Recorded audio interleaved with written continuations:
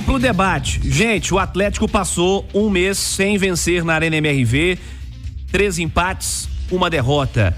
E fecha esse mês com 2 vitórias em 7 jogos, fora de casa inclusive, né? Contra a equipe do Bragantino, em Bragança mesmo, e contra a equipe do Internacional, no Heriberto Rios, que não é a casa do Inter, mas tinha os torcedores do Inter lá presentes. Além disso, um empate também teve o Galo nesse mês jogando fora de casa.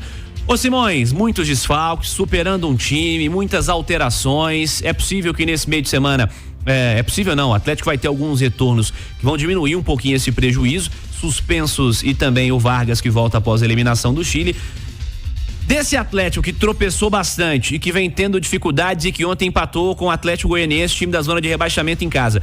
O que é possível fazer de diferente do que está sendo feito, ou a realidade é essa aí, Simões? O Cirilo, vai melhorar, né?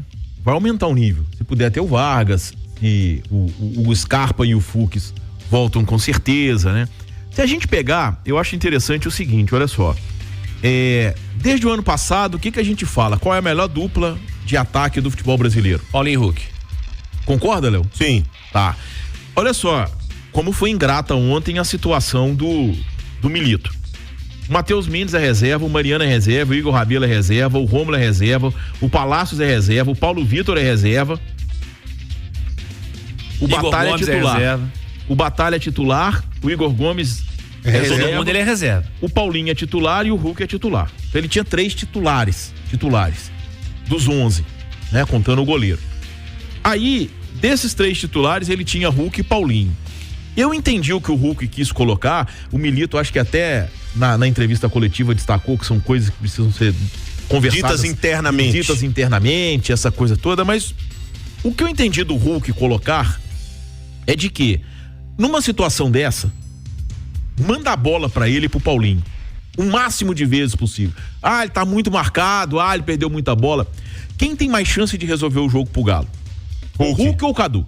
Hulk. O Hulk ou o Palácio? Não precisa falar assim. O Igor Gomes. Todo mundo, Hulk. O Paulinho ou esses? Hulk. Entendeu? Então, tentar, sabe? Porque o Hulk, ele arruma falta.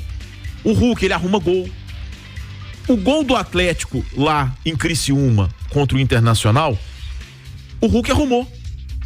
O Hulk tirou o gol né? Da cartola ali na Exatamente. Ponta direita. Então, eu acho que assim, e o Igor Rabelo também, ele dá um recado dizendo que o time fica exposto. Né? Que o time fica exposto.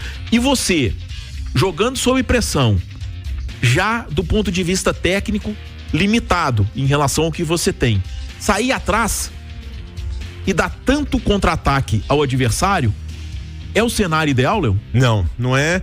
Até mesmo porque o Galo já tinha tomado susto quando saiu o gol do Atlético Goianiense, né? Verdade. Ali. E aí, ô Simões, quando você falou, é um reserva, o fulano é um reserva, e alguns são reserva do reserva. Sim. É uma estatística. Reserva do reserva. É reserva do reserva. O Cadu é reserva do reserva. Pois é. É uma estatística pra falar desse negócio do Hulk que vocês estão dizendo aí? O Hulk foi o segundo jogador de linha do Atlético que menos tocou na bola ontem. Tem um problema nisso, não tem? O Cadu teve 47 toques na bola, foi o que menos tocou. O Hulk teve 50. O Hulk teve 50. Então tem um problema nisso. Você precisa fazer com que o Hulk participe do jogo o máximo possível, principalmente porque o Scarpa não tá lá, o Zarate não tá lá, o Arana não tá lá, você vai depender muito do Hulk. Então, é sobre isso, é sobre ajustes. O Galo não vai conseguir jogar da mesma maneira quando ele tem todos os titulares, quando ele tem um baita time e que ele vinha ganhando de todo mundo, com esse tanto de desfalque, mesmo jogando em casa. Então, eu notei, olha só pra você ver, foi a primeira vez que eu senti o Milito um pouco irritado na entrevista coletiva. De todas, porque já teve vezes que o Galo não jogou bem e tudo, eu senti ele um pouco irritado porque o Atlético realmente jogou mal ontem. O Galo jogou mal. E ele não tinha nem quem colocar. Aliás, não tô imputando aqui nada ao Milito, não. O que eu quero dizer é, eu vi o Milito, inclusive, numa pergunta da nossa companheira da Laura Rezende, que ela perguntou, por que não levou mais gente da base? Ele falou, porque não vão jogar. Porque não tem condição de jogar. E aí tem um outro lado que eu trago aqui pra reflexão. Muitas vezes a gente fica, chama mais menino da base pra ganhar experiência. Quando você chama menino da base, o empresário bate na porta lá. Bate na porta da direção do Vitor e fala assim, O menino já está sendo relacionado profissional, vamos rever esse contrato aí. Então tem processos que precisam ser seguidos. Mas a verdade é que ele não tem o que fazer, cara. E não é só isso, né, Léo? O processo de transição, a não ser do fora de série, ele é muito complicado. E a gente tá dizendo só para ilustrar, não é? Mas o Paulo Vitor foi ótimo contra o Inter. Ontem, ele errou quase tudo. Sabe? É isso. Isso acontece. Isso é parte do processo. Eu só não entendi uma questão, que eu até tinha falado na semana passada, porque o Pedrinho encerrou o contrato ontem. Sim. Tá? Eu acho que ele foi até mas eu acho que era melhor ter colocado o Pedrinho de início. Porque se levou pro banco e colocou no segundo tempo, ele ia jogar. Podia ter colocado no início. Vocês concordam comigo? Ontem ele só colocou, a única alteração que ele acreditava era o Pedrinho. O Robert entrou porque eu acho que o Robert e o Kardec entraram aos 46 do segundo tempo. Ou seja, no período do jogo ali onde ele queria que o atleta pensasse alguma coisa, ele só acreditava no Pedrinho. Isso. Mas eu acho que o Pedrinho, e aí é um achômetro, tá? Não é informação. Eu acredito que o Pedrinho, até pelo fato de ser o último jogo, vai pra outro clube e tal, meio que vou levar pro banco, se precisar eu coloco. O Galo... Sabe, eu acho que foi condicionado. Agora, porque se você analisar tecnicamente, seria melhor começar com o Pedrinho. Agora, o Pedrinho teve a vida dele prolongada no Atlético, porque o Atlético não tem ninguém pra colocar, gente. É um fato. O Atlético não tem opções. Se ele manda o Pedrinho embora, onde teria 5 caras no banco. E aí, o Cirilo, o Kardec já deixou de ser um cara de entrega física, de tentar ajudar, de tentar participar. Ô Simões, com todo respeito ao Allan Kardec, a carreira que ele tem, a pessoa que ele é, todo mundo fala que ele é um cara super bacana, mas o Kardec hoje não significa nada no Atlético. Mas você acha que não significa nada? Ele lá dentro da área brigando de cabeça não é mais útil do que... Não, pode ser, mas assim, mas você vê, sabe, nem nisso o Milito confia nele, nem pra isso. Mas então, olha que a situação que a gente pega, porque o jogo aéreo é uma arma. Concorda comigo? E botou o Kardec ontem e cruzaram uma bola só também pro Kardec. Botou tocando bola, girando a área. A jogada... Aqui cruzaram pra área, ele tomou um soco na cabeça lá na saída do goleiro, que não foi falta. O goleiro socou a bola e teve o choque com o Kardec e quase gerou alguma coisa de perigo, né? A jogada aérea, ela é uma arma. E a gente não pode deixar de destacar que o Flamengo só é líder do Campeonato Brasileiro por causa da jogada aérea. O Flamengo ganhou do Bahia com gol de cabeça do Davi Luiz no último minuto, não foi isso? Sim. O Flamengo empatou com o Atlético do Paraná com gol do Everton Araújo de cabeça no último minuto. Ganhou do Cruzeiro. O Flamengo ganhou do Cruzeiro por causa do gol de cabeça do Fabrício Bruno no momento em que o Cruzeiro era melhor. Então só aí nós estamos falando de 7 pontos em 9. Tá? 7 pontos em 9, com o Bahia seria 1, com o Cruzeiro seria 1 e com o Atlético do Paraná seria 0. Seria o Flamengo ter 2 e ele fez 7. Então são 5 pontos e 5 pontos é coisa pra caramba. Mas quem ia cruzar essa bola pro Kardec? Gente, o Hulk. Qualquer um. Não, o que eu tô falando assim. Qualquer um. Porque não tinha Scarpa, não tinha Arana. 2013, vamos pegar o 2013. O 2013, Jô e as Torres Gêmeas não salvaram muito o Galo? Muito. A final da Libertadores, velho. O que o Cuca fazia em final de jogo? O Léo Silva virava o quê? Centroavante. Hever também. Sim. E tá errado. Não. No desespero tá errado. Não.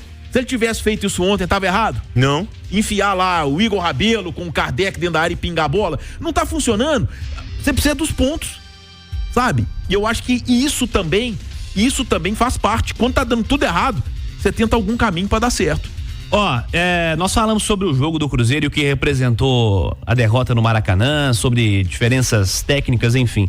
Mas eu queria focar aqui na escolha do Kaique para ser um titular ontem, no jogo do Maracanã, com o Marlon já disponível. O Kaique, Léo, foi titular do Cruzeiro porque ele merece a oportunidade de seguir, ou o Kaique foi titular do Cruzeiro porque o Marlon foi expulso 2 vezes no mesmo cenário e prejudicou o Cruzeiro? O Kaique foi titular do Cruzeiro por esses motivos e por mais um. Ele foi titular no Cruzeiro porque ele jogou muito bem a partida anterior. Ele foi titular no Cruzeiro porque o Marlon precisa de dar uma segurada. São 3 expulsões no ano. Ótimo jogador o Marlon, mas precisa dar uma segurada. E terceiro, o Kaique é muito mais valioso que o Marlon. Então, se o Kaique está bem, joga o Kaique. E aí não é pensando só o Fernando Seabra para tecnicamente o que o Cruzeiro vai entregar. É porque o Cruzeiro é uma SAF, é porque o Cruzeiro é uma empresa, o Cruzeiro precisa, inclusive, lá na frente, vender o Kaique. E como que você vai valorizar o Kaique? Botando ele para jogar. Agora, você vai forçar o Kaique colocando ele quando o Marlon está muito bem? Não. Aí o Marlon era dono da posição. Quem bobeou foi o Marlon. 3 expulsões no ano. Quando o Kaique entra, joga bem, ele vai ganhar a posição. Porque é mais inteligente pro Cruzeiro colocar o Kaique. Se daqui a pouco o Kaique não sustenta boas atuações e o Marlon tá treinando bem, o Marlon volta pro time. No futebol funciona assim. Mas quem abriu o espaço pro Kaique não foi querer uma negociação, não foi para valorizar, não é porque ele é da base. Quem abriu o espaço pro Kaique foi o Marlon. E aí cabe ao Kaique aproveitar muito bem, já que, repito, ele é muito mais valioso pro Cruzeiro do que o próprio Marlon. Simões, a leitura que você faz, hein, sobre essa lateral esquerda do Cruzeiro, o momento é do Kaique, ele merece seguir como titular?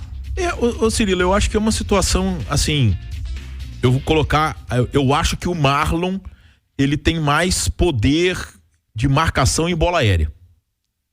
Não é só pela questão de ter, acho que 6, 7 centímetros a mais, não. É porque o Marlon acho que tá mais acostumado ali, chegou inclusive a jogar como terceiro zagueiro do Cruzeiro, tá?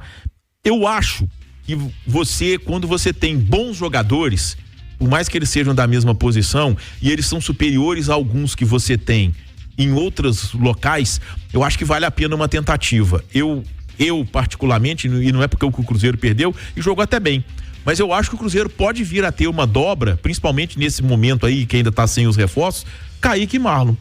Eu acho que eles têm totais condições de fazerem uma dobra. O Kaique fazer uma que o Barreal faz, de meia esquerda, de chegar Marlon, ali mais na frente. Ou o Marlon, sabe? De repente jogar o Arthur Gomes pro outro lado. Eu acho que o Gabriel Veron ontem, ele não teve o rendimento, mas eu acho que é muita questão física também, Léo. Eu acho que o Seabra, ele tem um problema. Eu acho que ele roda pouco, sabe? E ele tem jogadores equivalentes, sabe? Robert, o Gabriel Veron, Felipe Machado, sabe? Rodar, porque a maratona é muito forte. A maratona é muito forte. E esse é um outro ponto, né? Mas a gente voltando no Atlético, né? O jogo foi 11 da manhã, com um calor de verão em Belo Horizonte. Uhum. O Hulk destacou isso. E isso não é choro de jogador, não é desculpa, não. É um calor desumano. Ontem, meio-dia em Belo Horizonte, estava muito quente. Pra você correr, né? Mas o que eu acho é isso. Eu acho que o Seabra precisa rodar mais, porque a gente tá vivendo um momento de maratona do Campeonato Brasileiro e ela não vai acabar tão cedo pro Cruzeiro, porque o jogo do Bragantino foi antecipado, né? Então o Cruzeiro vai jogar quarta, vai jogar domingo, vai jogar quarta, vai jogar sábado e os caras não aguentam. Eu queria mandar um recado aqui pro Fernando Seabra pra encerrar, viu, Cirilo? Mande. Seabra, você é um ótimo treinador, seu time é muito bem organizado, o Cruzeiro faz um belo papel, mas colocar o Gabriel Veron pra marcar o Fabrício Bruno numa bola parada do Flamengo é uma loucura. É uma loucura. O Flamengo tinha ali 2, 3 zagueiros, que entrou o Léo Ortiz, 3 caras grandes pra marcar. Você pega os seus 3 maiores e põe pra marcar eles. O mas Gabriel Veron pra marcar... Não, mas o Gabriel Veron pra marcar o Fabrício Bruno é uma loucura. Você sabe que ontem na entrevista o Seabra foi perguntado sobre os reforços aí e tal, ele citou o Wallace e além da qualidade ele citou a necessidade da estatura, né? Sim. É uma leitura já feita também. Mas com todos, com o que tinha ali, não pode ser o Veron pra marcar o Fabrício Bruno. Naquela jogada ali, o Fabrício Bruno tem 1,92, o Davi Luiz tem 1,89, o Léo Ortiz 1,85, o Pedro 1,85, o Gerson 1,84. O Cruzeiro só tinha o João Marcelo e o Neres. O Neres tinha saído não, né? Na jogada ele machucou, né? Ele machucou. Na jogada anterior ele machucou. Então comprometido. Tinha o João Marcelo de 1,89. Depois é o Veron em 76, Matheus Perini em 75. Quer dizer, é desproporcional. O Flamengo faz da jogada aérea uma arma. Assim como o Cruzeiro de 2013 fazia, o Galo de 2013 e 14, o Cruzeiro de 13 e 14. É o cenário, meus amigos.